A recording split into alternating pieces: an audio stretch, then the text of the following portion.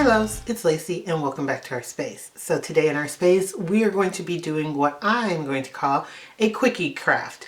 We're going to be putting together these two signs that we have from Dollar Tree. I'm going to flip them over and use the back side. So I'm going to take off this little piece of ribbon that they have on here, and I'm going to try to remove this little piece and of course a sticker, and then sand them down, and I'm going to paint them both with some white chalk paint.